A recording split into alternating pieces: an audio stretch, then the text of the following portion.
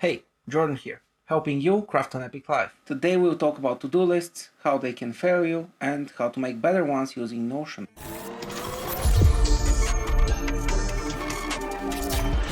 Look, I have an addiction to task management. I cannot stop myself. That's why I love tools like Notion. So first I'm going to talk a little bit about the why part of why to-do lists fail, how to fix that, and how you can use Notion to get there.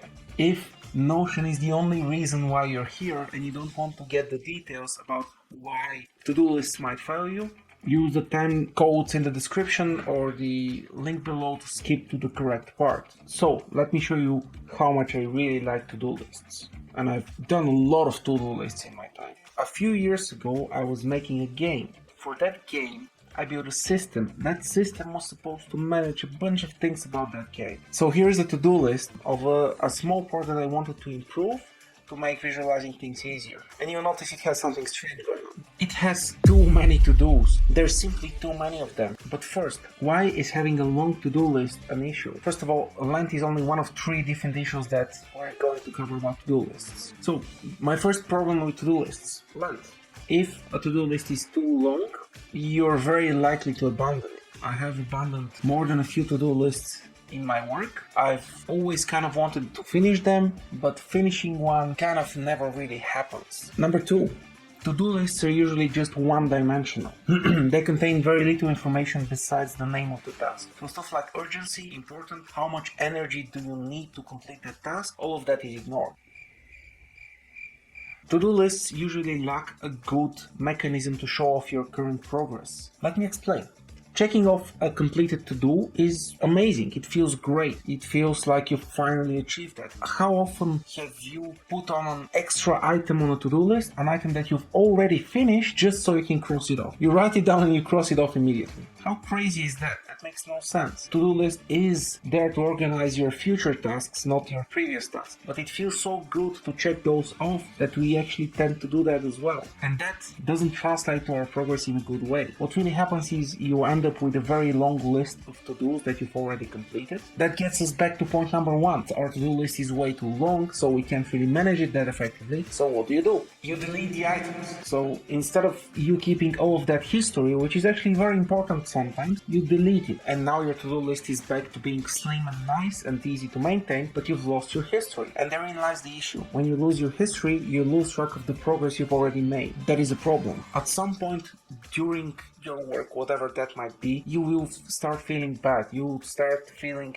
like you haven't made any progress in a while. At this point, if you look at the things you've already achieved, you'll see, hey, I've made progress. And that would eventually help you feel better and continue on. So it is essential for your previous tasks, work that you've already done, to be there and to be visible in some way or another. And finally, as the extra 4th point to this list, to-do lists are actually pretty plain and pretty boring. So how do we fix this? First, we use one extra dimension, and second, we'll transform your to-do list into a to-do board. Where this to-do board comes from is a Japanese system called the Kanban board. It comes from Toyota.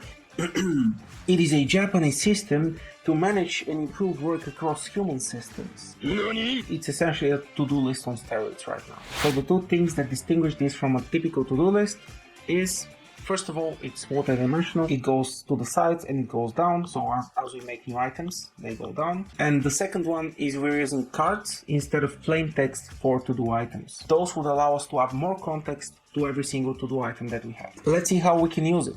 First of all, this is the template. You'll find a link to this template in the description of the video, so feel free to use that. The basic usage of this, and you'll find that this board can accommodate many different types of users. If you just want something very simple and very easy to manage your tasks, there's a way to achieve that. If you want something more sophisticated, there's a way to achieve that as well, so you can pick the pieces that you need and make it suit your needs perfectly. So let's start by adding some to-dos.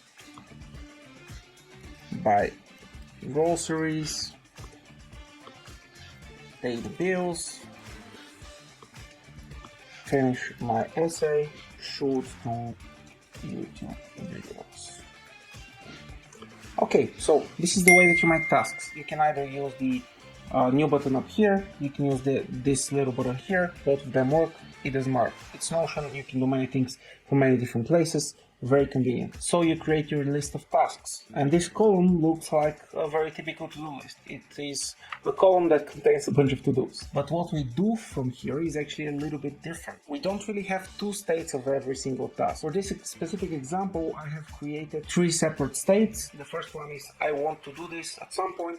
The second one is I'm doing this, and the third one is this is finished. So if I want to make progress on any of those tasks and start working on them, I just pick up the task and drag and drop it to the in progress column. Once it is there, I know, hey, I'm currently working on this. I probably already know it because maybe I'm out buying groceries. Once I come back home, unload the groceries, put them in the cupboards and everywhere, I pick up this card and move it to the completed column. And now I have this list of tasks that I have already completed. And this happens for every single task that I want to progress on. To make this even better, we're going to use cards.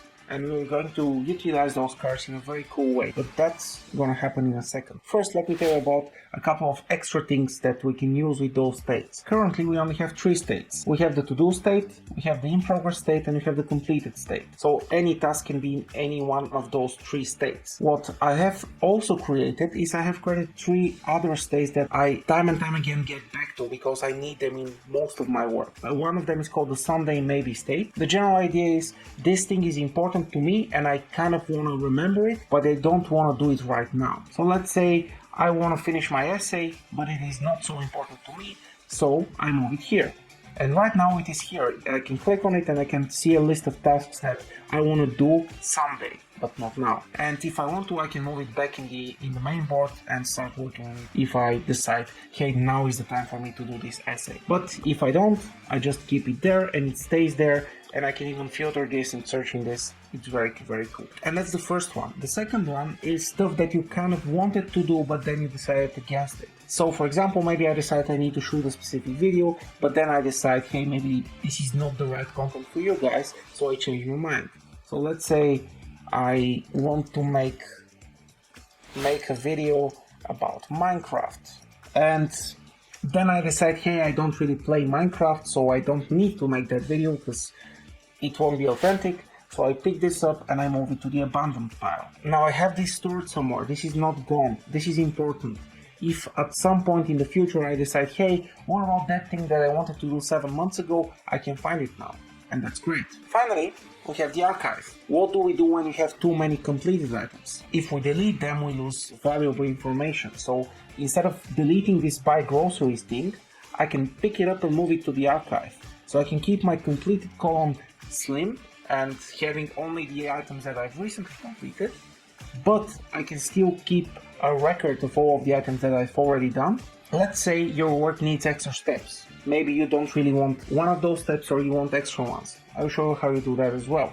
Let's say you work with Greg, and Greg is kind of annoying and he wants to review every single thing that we do. We click this button here, another group, we call it Greg is reviewing, and bam, we already have this category. We don't want it here specifically because this is not the best spot for it, so we'll move it just before completed. So everything that we do, it starts from the to-do list, we move it to in progress. We do our job, and then we move it to Greg is reviewing. Greg does his thing, tells us, hey, your job is excellent and you're the best person in the world, obviously, and then we move it to completed. In this way, we can model this board to work the way that we want to work. That's very important, and that's going to save you a ton of time. So another thing that we can do with those columns, we can repurpose them. Let's say Greg quit and we suddenly became the boss, and now we have a ton of ideas of what we want to do, but we don't have quite enough time to implement all of them.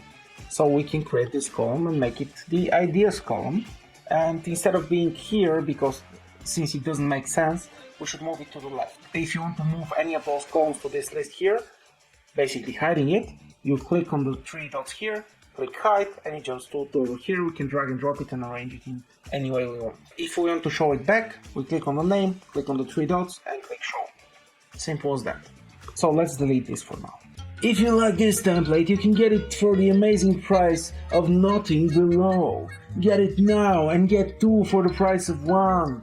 Or 2 for the price of nothing because 1 costs nothing. Yeah! Let's get into the next super powerful feature, and this is cards. And yes, you can use the very simple way of making and working with to-dos that I've just shown, but with cards you have a little bit more power over how and what kind of information you put there. So if you need a little bit more, you make a card. Again, we create a new note, we click the new button, we type a name. Let's say finish the interviews blog post. After we do this, we open up this thing. This is a page, as everything is in Notion, and it gives us the entire thing. And this entire thing has a lot of things in it, but you don't have to use all of them. You can use only a few. So first of all, you can set the importance of tasks. I have added 4 different types of importance for every single card. So if you pick any of them, the importance will be set for you. So for example, we can set this finish the interviews blog post card to be super important. Once we do that, it automatically creates this image for us. It sets the importance in a nice label, and if you close it up, you can see it on the board. So once we create it, this importance is stored. We don't need to worry about it any longer. Once we do this, we know, hey, this is a super important task. We should focus on this first probably. Let's add one more. Feed the dog. My dog likes eating, so we need to feed him. And this is do it now important. If I don't feed him now, he's going to be very annoyed. So we set the highest importance possible. And now you can see this is added. It says do it now important, and it has a volcano on it. Volcanoes are pretty important. One of the things that you'll notice, it's a small tiny bit that I added. Cards here are ordered by importance. So if something is very important, you'll see it at the top. It doesn't matter where I put it, it's going to be on the top. So the next thing that we do is, because those are pages and Notion works with pages, those can be customized infinitely. So we can open up any one of those and we can enter any text here. This is just a Notion page. We can do whatever we want. So we can put the entire script for this video, for example, and this is going to serve as the description for this task. Next, we can indicate how much energy does every single task require. So for example, feeding the dog, if you go to this energy field here, I can put it requires low energy. That means it requires little energy, but it is very important. So it might be a good thing to pick up if I'm very tired and if I don't really have the focus to do anything more productive than that. So I can take a look at the board and see, hey, this task is important to me, but it does require a lot of energy. Right now I'm tired, so maybe I don't want to do that right now. The first 5,000 people who like this video are going to be granted an insane superpower from any anime by this template. This template is literally going to give you superpowers if you like this video. So like this video now. Finally, you can put a due date. Some tasks need to be done by a specific time. So if I click on any single one of them, and I can put any sort of date here as the due date. So let's put the 30th of July. If I close it, then I get it on the card as well. So I never need to open the card if I don't want to read the contents. Also, overdue tasks are visible on the board as well. So if a task is overdue, you can see it on the board and act accordingly. Now this sounds like a lot of features for a simple to-do board, but there is even more. You can have projects here as well. So to make managing different aspects of your life easier, for example, if you have a bunch of tasks at home and a bunch of tasks at work, I have created a bunch of different projects that can help you organize those as well. So if you click here, you can see project 1, and I have already created 9 different projects that you can use for every single type of task that you might have.